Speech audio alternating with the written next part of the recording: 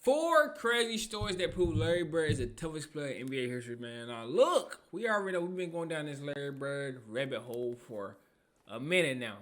I ain't even gonna lie. I'm gonna keep it 100 with y'all, bro. He looked like he the GOAT. He looked like he the GOAT. I'm not even gonna lie to you. I'm not gonna say he better than Mike yet. I don't know. Let me know how y'all feel about the GOAT conversation in the comments, though. But hey, We've all heard the stories about Kobe Bryant, and most of us have actually seen with our own eyes how incredibly tough the guy was. Facts. Trying to play on a freshly sprained ankle to wheel the Lakers to the playoffs, Facts. winning the championship with a fractured finger, he's got a great case for being the toughest player in NBA history. But then there's Larry Bird, and many people don't know it, but he might have been equally as tough, if not tougher than Kobe Bryant when it came to pain tolerance. Bird was such a warrior that he often didn't even like to let the team staff know he was hurt. That is until later in his career when his back had deteriorated to an unbearable point. And because Bird was such a warrior, today I want to tell you guys 4 crazy stories about Larry Bird's insane level of toughness.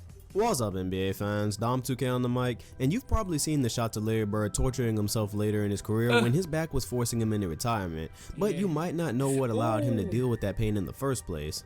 It turns out Larry was dealing with physical ailments even before he entered the league. Before he'd ever played a game with the Celtics, he actually had his knuckle shattered by a baseball that put his professional career in jeopardy. how the heck? What was he doing playing baseball? But because he's Larry Bird and Larry Bird is from a different planet, he was able to put together a top 10 NBA career despite not ever having the same shooting touch before he shattered his knuckle. Wrap your mind around that for a second. Larry Bird accomplished everything he did in his career, and he said out of his own mouth that he never had the same feel for the basketball after the knuckle injury. But as it turns out, that's just an appetizer compared to what he'd endured throughout his career. Let's jump into it. This man said he ain't had the right feel for the basketball and was still giving buckets. That's crazy. Legend. Number 4, hole in the face. I figured we'd start off with something crazy we've seen before. Hold on. Remember when Russell Westbrook fell down after his free throw and got a hole kicked in his jaw? Yeah, that left a lot of us wondering if Westbrook was actually Android a human because he got up, moved his mouth around a little bit, and finished up what was left of the game. Luckily for him, that was only about 1 second of game time. However, it turns out that 33 years earlier, Larry Bird actually had already accomplished this superhuman feat, and surprisingly, he did Westbrook one better. I originally thought there wasn't footage of this on YouTube, but I'm so thankful there was because you need to witness how brutal this was. In a 1982 game against the Milwaukee Bucks, Larry Bird drove left to the basket and tried to bank in a routine jump shot. It clanked off the rim, Bird went up to rebound his own miss, and was violently elbowed by power forward Harvey Catchings. Where Westbrook's injury was an accident by his own teammate that didn't even look too bad initially, it's a bit difficult to look at this footage and say it wasn't on purpose, and you actually cringe a bit when you see how hard the shot was. The elbow practically knocked Bird out and left him lying on the floor for several minutes as he looked seriously injured. From what I can tell in the tape, the injury appeared to happen before the end of the third quarter because Larry Bird went back to the locker room and came back out before the period had ended. In the fourth quarter, playing with what we now know was a fractured zygotic arch, Bird would score 8 more points including a poster dunk, 2 assists, adding some defense and hustle plays as he was even shoved out of bounds during one of the possessions. His efforts led the Celtics to a narrow win as he finished with 16 points, meaning he scored half of them with a fractured arch in crunch time. And even though we can't see it on the grainy 80s footage, Bird's jaw was depressed inward the same way Westbrook's was.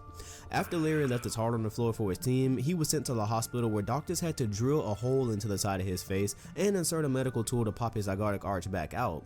If social media had have been around with clear footage back in these days, this performance would probably be a lot more famous.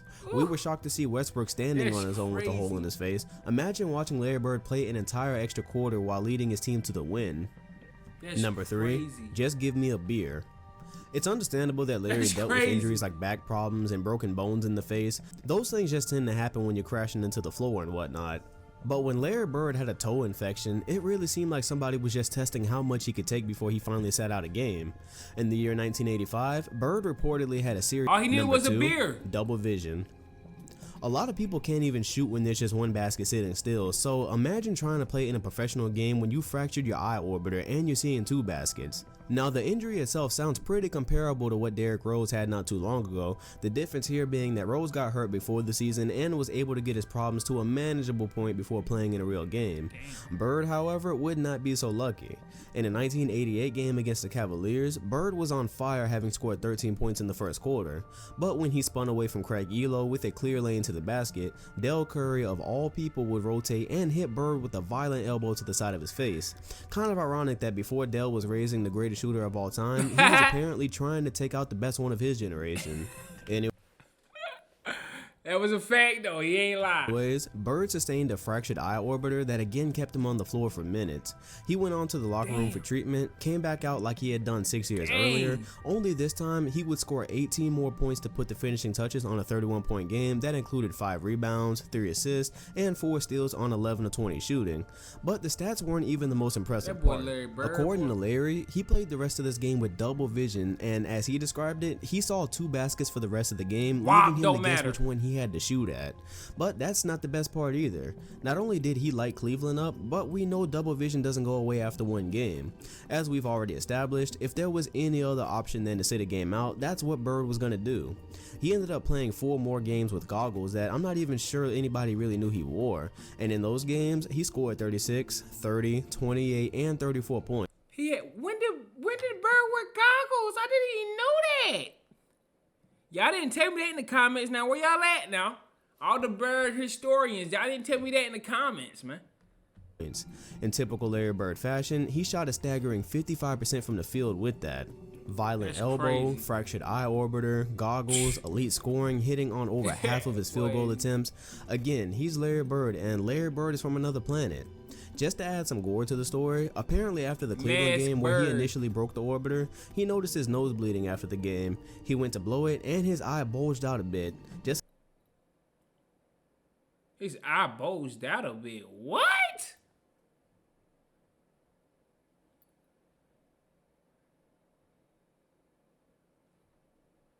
A typical day in the life of Larry Bird, I guess. Number 1, Celtic pride.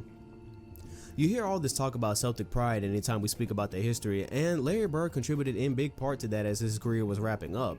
Possibly the most famous scene from the ending of his career is the one we've all seen. Larry was diving for a loose ball, goes crashing to the floor as his head bangs against it violently, and he just lays there as if his body couldn't take it anymore. Truth be told, it really couldn't. Bird was dealing with insane back issues by this point in his career, and it was through sheer determination that he was even playing by this point. However, the story behind this scene is that not only was Bird's back locking up on him, but the shot he took to the head actually knocked him unconscious for a second and left him with a concussion that threatened to keep him out of the rest of an elimination game 5 against the Pacers. By this point, Larry was 34 years old and had missed 22 games throughout the season, and his best days had been stripped from him by an ever deteriorating back. He sat in the locker room debating whether to go back into the game as Boston had lost their edge without him, and most of the way through the third quarter, the advantage was with the Pacers. When Larry asked the doctor for advice, he said he should be done for the day, but by this point we all know Larry just wasn't built like that. He was still breathing, so he went back into the game with the Celtics down by 3, while they were being cracked over the head by Chuck Persons, I might add. With Bird back in the game, Boston would go on a ridiculous 33-14 run and went on to win the game by 3 points, sending the Pacers home for the playoffs. Bird finished with 32 points, 9 rebounds, and 7 assists while shooting 63% from the field. But again, that's not the most shocking part of this story. According to teammates like Robert Parrish, when Bird hit the floor, they weren't sure he was ever going to play again.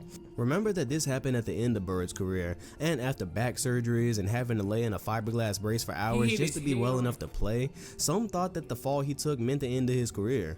And it probably would have been if Larry Bird was from Earth. But instead, he went out and put up one of the most memorable playoff performances of all time. The kind of performance that really makes you sad that his career was really cut short by injury. So there you have it. These were 4 crazy stories that prove Larry Bird was likely the toughest player of all time. The crazy part about it, after reading the book he wrote with Magic Johnson and researching a little bit, I could have easily told 10 or more. That's what I'm saying, bro. We need more though. Truth that people don't really talk about in terms of Larry is that despite his amazing career, it was truly only a shell of what he could have been. As early as 1985, only 6 years into Larry Bird's career, he was already experiencing back issues that resulted from him doing concrete work around his house that he...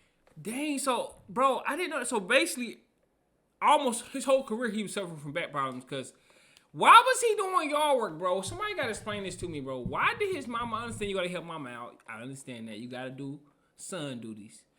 But they couldn't hire, he had money, Larry Bird was that guy. He had money, he could have hired somebody. Why was he out there hurting his back? Like, oh, come on, bro. We could have had Larry, we could have had Imagine a good back Larry. Come on, man. He could have paid someone else to do. But that's just who Larry was, an incredibly hard worker that prided himself on being the same type of soldier his father was. That's a fact. Larry cherishes the story about his father when he came home one day from work and had a busted ankle. The next day, the ankle was so bad that Larry had to help him put the shoe on, and his father went right back to work. It was the kind of example that led Larry to play through the ridiculous pain he began to experience really only a short way into his career. Bird played a total of 13 of the most memorable seasons any NBA player could produce, but imagine one of our modern stars only lasting 13 years. LeBron is already on his 14th campaign, Durant is already on his 10th, but what if those guys only played to 13 though?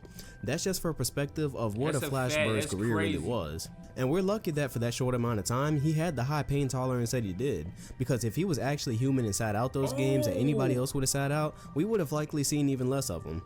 So in conclusion, I think Bird is proof that there is life outside of Earth, and we really aren't alone. Somewhere out there is the planet Larry Bird came from, where there's extraterrestrial life that apparently— That's a fact. I ain't gonna lie, he an alien.